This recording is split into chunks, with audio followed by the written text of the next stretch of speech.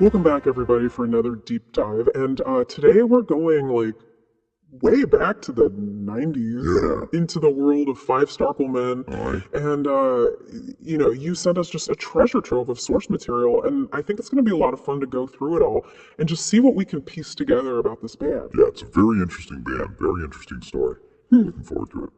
So we've got flyers, we've got photos, handwritten lyrics, we've got childhood connections, some mysterious symbols, even a possible connection to the O.J. Simpson trial. Wow, that's right. Yeah, So this band's story really kind of goes beyond just music. yeah, It gets into so many different areas of life and pop culture and just the two guys in the band, their lives are so interesting. yeah. It's really the story of these two guys, Luke McGowan and Glenn Hobbs. And I mean, they come from such different backgrounds. It's amazing that they even like connected at all. It really is, like, from what I've seen from the research, you have Luke growing up in kind of like a rural part of Acton with these like free-spirited hippie parents. Yeah. And he was like obsessed with dinosaurs and like BMX biking, always pushing the limits. Yeah, it seems like he was kind of a wild child. Yeah, and then on the other hand, you got Glenn, who grew up in a very devout Mormon family in the same town. Wow. Also into BMX, but he was a little bit more quiet, more artistic.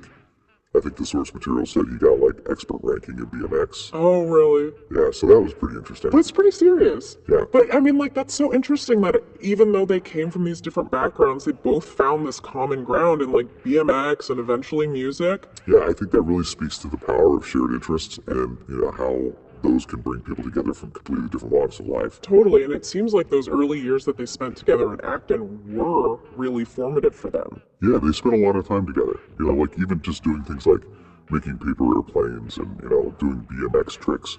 They even formed a little crew called Team Strange. Team Strange. I love that. Yeah, and I was looking at some of Glenn's drawings from that time, and they're really detailed and kind of surreal. Oh, wow. It's clear that they were both fascinated by like the unusual and the slightly offbeat even back then. Yeah, you can totally see like the seeds of their future partnership being planted in those early experiences. Yeah. But then, things changed. Luke's family moved away and their paths kind of diverged. Right. And Glenn's path seems to have taken like a darker turn.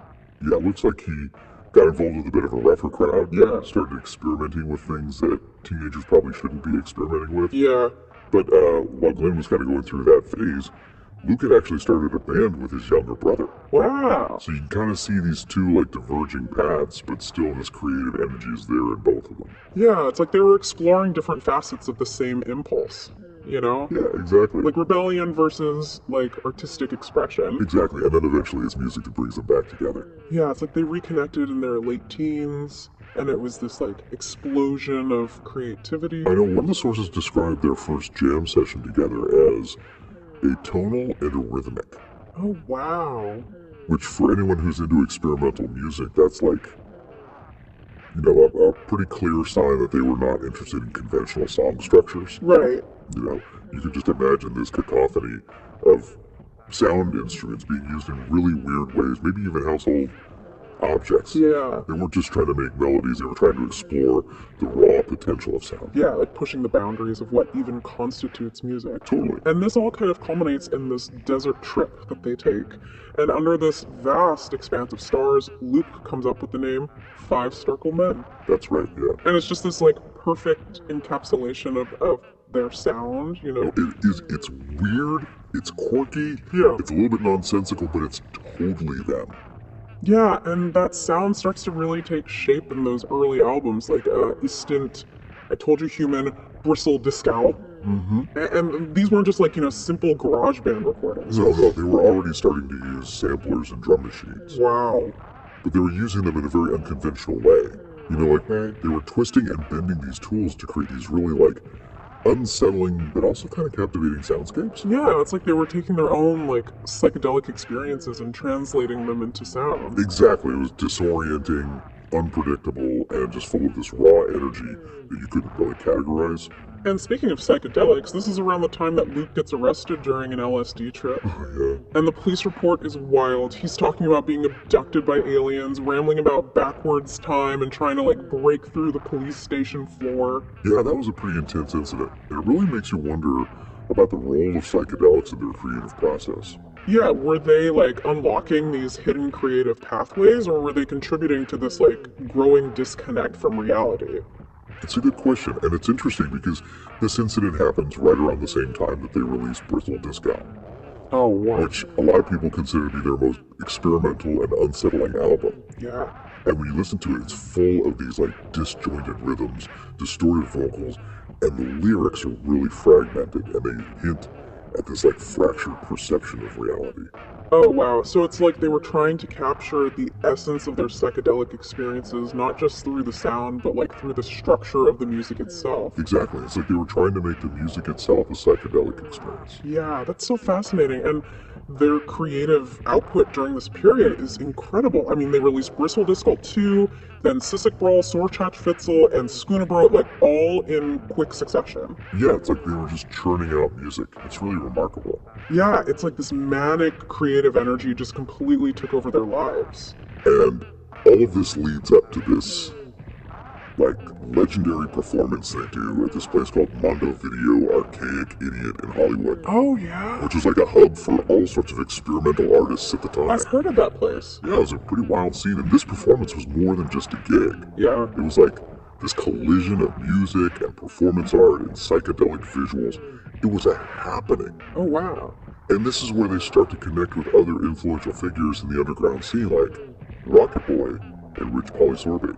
Wow, so this is like the peak of their creative ferment. It really is, but it's also a time when their grip on reality seems to be slipping even further. Right. And this is where we encounter this like really bizarre, perplexing aspect of their story, this Starcle and O.J. Simpson murders delusion. Yeah, this is where things take a really strange turn. Yeah, So they're in Austin, Texas, and the O.J. Simpson trial is like this huge media spectacle that's gripping the whole nation. And somehow they become convinced that they're being framed for the murders. yeah, and it's not just like a passing interest in the trial. Right. It's like this full-blown alternate reality that they construct. Yeah, and they start using this phrase Starcle Mania. Yeah, Starklemania is everywhere in their notebooks and lyrics. What does it even mean? It's hard to say for sure. It's like this weird blend of paranoia, psychedelic imagery, and pop culture references. It's like their psychedelic experiences collided with this high-profile murder trial and created this vortex of delusion. Yeah, and the shared delusion becomes a turning point in their story, because this is where their paths start to really diverge. Yeah, Glenn's life starts spiraling while Luke seeks out stability. It's a really heartbreaking moment, and it raises all sorts of questions about creativity, mental health, and the limits of psychedelic exploration. Yeah, and those diverging paths lead to very different outcomes, both creatively and personally. And that's a story that will unravel in the next part of our deep dive. So last time we were talking about Luke and Glenn in Austin, Texas, and how they got really caught up in this Starcle Manny delusion. Yeah, it seems like things really started to unravel for them there. So what happens next? How does this shared delusion affect their partnership? Well, it seems like Starklemania acted as both like a creative spark and a wedge between them. You know? Okay, interesting. Like, on one hand, Glenn's descent into chaos becomes even more pronounced. Oh, really? Yeah, we've got accounts of him getting into altercations, even a physical fight with his own father. Wow. And then he gets arrested for assaulting a police officer. That's pretty serious. It's a far cry from that quiet, artistic kid we saw in the earlier materials. Right. It's like something really shifted in him. Yeah, and how does this manifest in his music? Does it reflect this like downward spiral? Oh, absolutely. I mean, if you listen to Scrambled Death Freak 607 from the Lost Frog tape, Okay. it's raw, it's chaotic, it's almost desperate sounding. Wow. The lyrics are super fragmented, filled with this paranoia and apocalyptic imagery. It sounds intense. It is. It's like he's trying to exorcise his demons through the music, but the darkness is winning. Yeah, you can almost hear the struggle in the music. Exactly. And meanwhile, Luke is back in California trying to rebuild his life.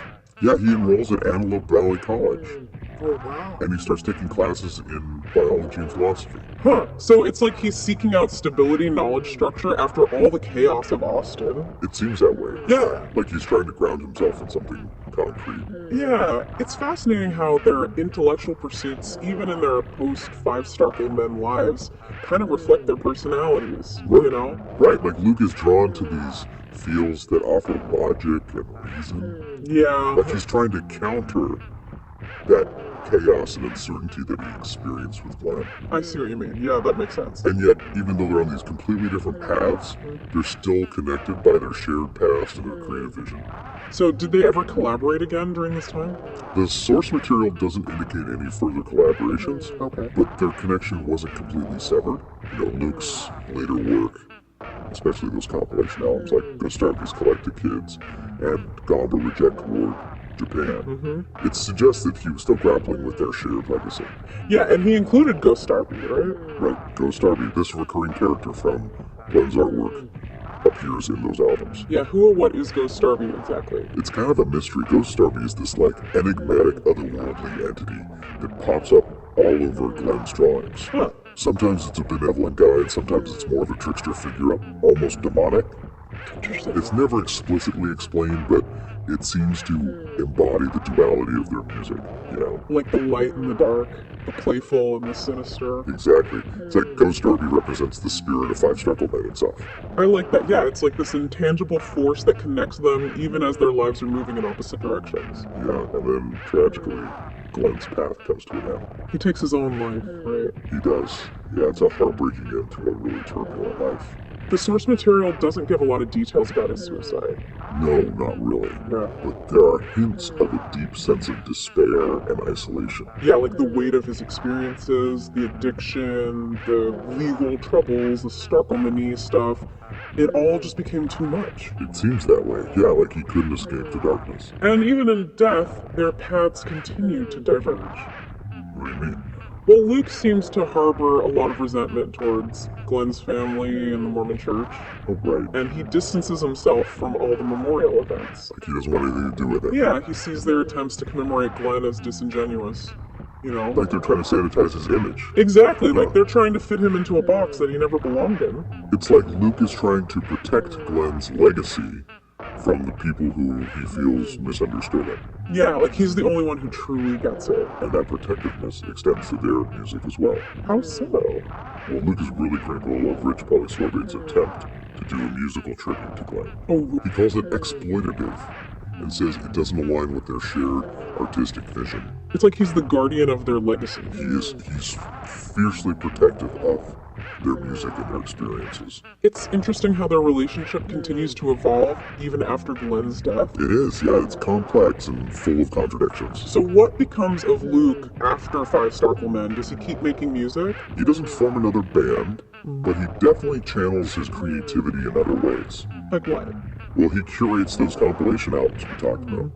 He even starts this educational show called Lil Neuro Show. Lil Neuro Show. Yeah, it's like this blend of science and entertainment. Very unconventional. Kind of like Five Starcle Men in a way. Exactly, it's like he's taking their spirit of experimentation and applying it to a different medium. And what about those notes you mentioned about Lil Neuro and Airbuddy's supercomputer existence terror? Oh yeah, those are intriguing. What's that all about? It's a little cryptic, but it seems like Luke might be slipping back into that tendency towards delusion and paranoia. Yeah, Little Neuro, this character from the show, gets mixed up in this elaborate conspiracy theory involving supercomputers and existential threats. It's like the Starklemania experience never really left him. It seems that way. Yeah, like that blurring of reality and fantasy is still there, lurking beneath the surface. It makes you wonder if that tendency towards the surreal, that willingness to bend and twist reality, was an essential part of their creative process, you know? I think you're right. It's like that's what fueled their music and maybe ultimately contributed to their downfall. Their journey from those carefree days in Acton to the depths of delusion and tragedy, it's a lot to unpack.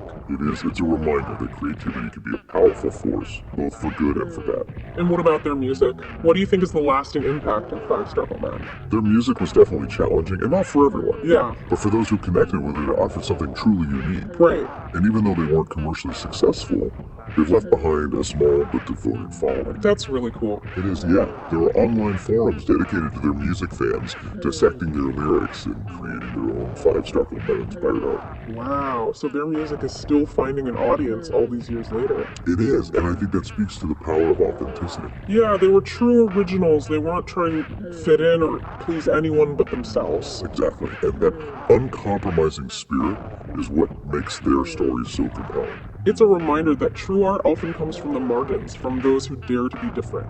Absolutely. They were pioneers in their own way, pushing the boundaries of what music could be. So for you delving into all this material, what stands out, what resonates with you the most about Five Starcle Men? I think it's a reminder that even the most obscure corners of culture can offer these incredible insights into the human condition. Yeah. Five Starcle Men's story.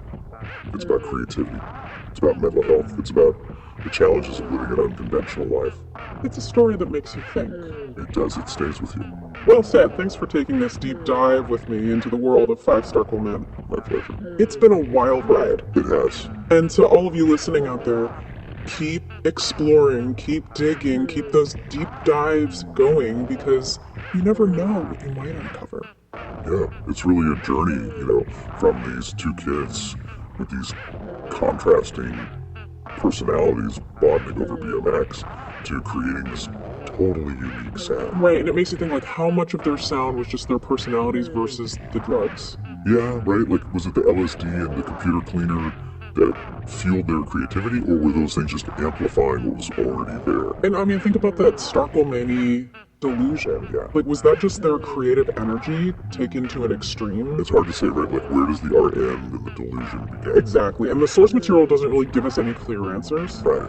It's all very open to interpretation. But I think it's safe to say that they were both struggling with mental health issues. Yeah, and it makes you wonder about the role of psychedelics and all. Right. Were they a catalyst for their creativity, or did they just make things worse? It's a tough question, and there's really no easy answer. It's a delicate balance for sure. Yeah, and I mean, their music wasn't exactly easy listening, No. It was challenging, experimental, often abrasive. But for those who connected with it, Right. it was something truly special. Yeah, like a glimpse into another world. A world that was both unsettling and beautiful. Exactly, and even though they weren't commercially successful, they did have an impact. Oh yeah, they left behind a legacy for sure. I mean, there are still people out there who are passionate about their music. Absolutely. There are online forums dedicated to Five Starcle Men, people dissecting their lyrics, sharing interpretations, even creating their own artwork inspired by the band. That's amazing. It's like their music is still alive. It is in a way, yeah. And I think that says a lot about their unique vision. Yeah, they were true pioneers. Absolutely. They weren't afraid to experiment, to break the rules, to create something truly original. And that's what makes their story so compelling. Even decades later, their music is still finding an audience. It's really incredible. It's a reminder that true art can transcend time and place. So as we wrap up this deep dive, what are your final thoughts on Five Starcle Men? I think their story is a testament to the power of creativity, even when it's intertwined with personal struggles and tragedy. Yeah, it's a reminder that even the most obscure corners of culture can hold these profound insights into the human condition. It's a story about the nature of art, the fragility of mental health, the challenges of living an unconventional life, It's a story that makes you think. and feel. Exactly. Well said. Well, thanks for joining me on this deep dive into the world of Five Starcle Men. It's been a truly fascinating journey. My pleasure. And to all of you listening out there, keep exploring those forgotten corners of music history, because you never know what treasures you might uncover.